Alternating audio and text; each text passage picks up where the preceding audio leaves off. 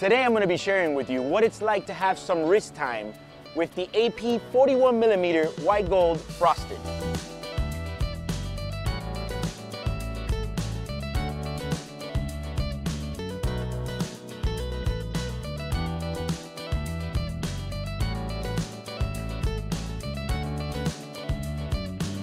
So this is actually the first time that I've been able to wear one of these frosted APs.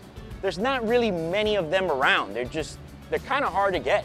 They don't make a lot of them and you don't see a lot of them. So I was kind of a little bit excited, I'm not gonna lie. You know, when you see it in the packaging, in the box and all that, it looks really cool. But something happened. Somewhere along the line there where I sized it and put it on my wrist and began to walk around and kind of wear it. Even on the drive over here, I kind of noticed, I'm not sure I like this watch.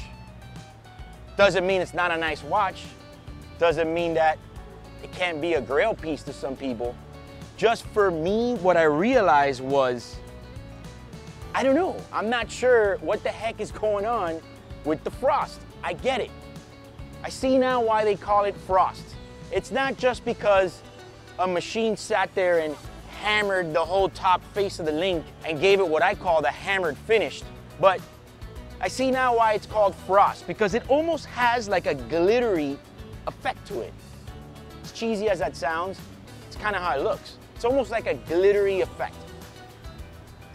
I almost feel like I'd rather just have an iced out watch. But I guess for someone that doesn't want to go all the way iced out, enter frost. Not ice, frost. As cheesy as that sounds, I kind of see where they were going with that. It's the type of watch that you want to have more flash, but you don't want that full-blown ice.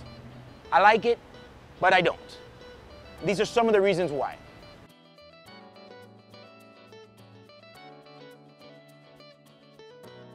Yeah, Peter Lich, his artwork is like crazy. Goes over retail pretty much. It's the Patek of pictures.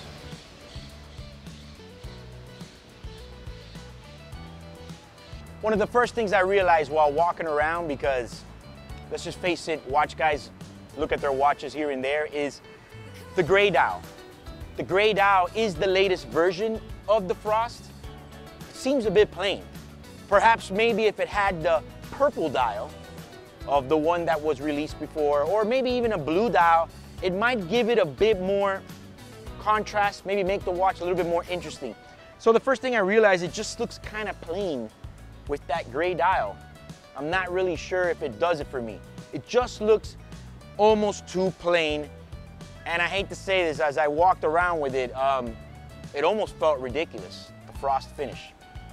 Again, not that it's a bad watch or anything, it's actually a pretty heavy duty piece, and it is considered a heavy hitter. If I saw someone else wearing it, maybe you'd get that different perspective when someone else is wearing the watch. It is a heavy hitter, but for me, I'm gonna go ahead and say it's not my cup of tea.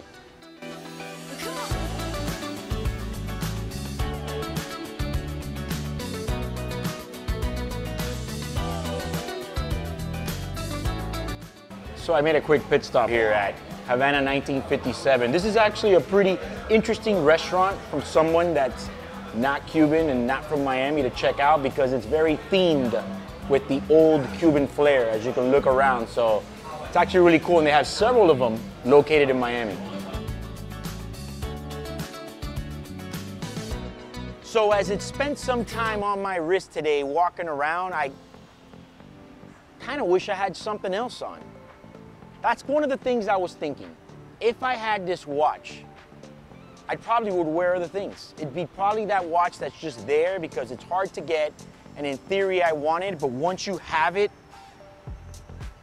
I don't know, I would rather it just be white gold with the standard satin brush finish. I don't know, that's just the way that I would like it.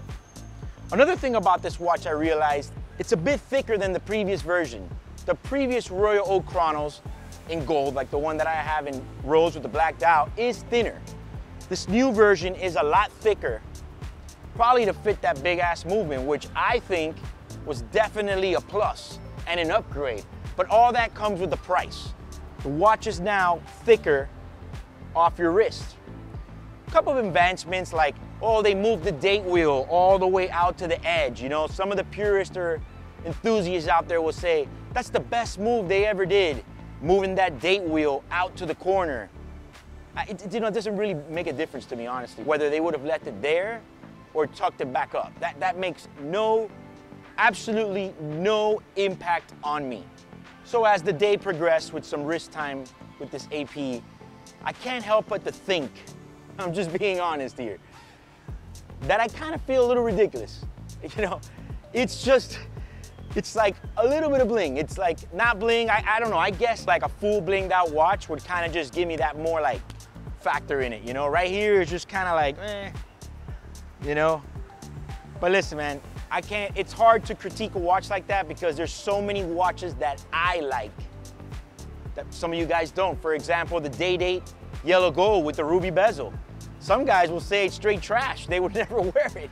And then again, I feel like it's the ultimate Day-Date. So that's why there's so many different models. And it's interesting how you feel when you put some of these watches on and you wear it a little while. It just gives you that full experience.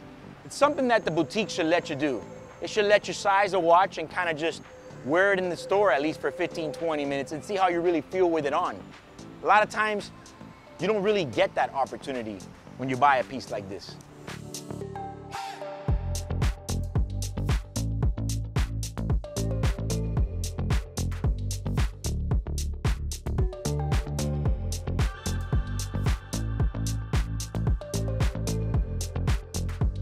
One of the advantages of wearing a watch like this is when it comes to scratches. Now, I feel like it's a double-edged sword because on one hand, any of the small little scuffs and stuff like that are just gonna be non-existent because this surface seems to be obviously very resistant to that. The only problem is that if you do get a deep scratch into it, I'm not quite sure what type of a task it's gonna take to repair that. Sure, you can always send it into AP, wait the 3 months, pay the $2,000 and they'll fix that one scratch. Where if it was a brushed finish, any real deal, serious watchmaker can doctor that for you. Not sure if the watchmaker is gonna wanna replicate this hammer finish. It'd be a little bit risky. You might be able to tell that there was a blend job in the hammer finish, but I guess that is one of the good things is the small scratches are probably gonna be non-existent with this watch. But I can't help to say that while I've been wearing this watch, all I can think of is, I wish I had my 5980 on. Nothing wrong with this watch, it's a heavy hitter. It's just clear to say, it's just not for me. It just seems like I'm wearing glitter, almost like a metal flake paint job. That's the effect I get out of it. It's not diamond, it's just a metal finish. I don't know, I'm not crazy about it. This is also one of those watches that as you wear it around, you're thinking, I'm wearing a $250,000 watch on my wrist and either A, no one can tell, or B, it doesn't look like it's that expensive, although it still looks kind of expensive, or C, it's just tacky. So I don't know, it just kind of puts me in this weird area that I don't want to be. So feel free to comment below what you think about the AP Frosted. And if you like this video, like and share it. Also, subscribe to my new YouTube channel.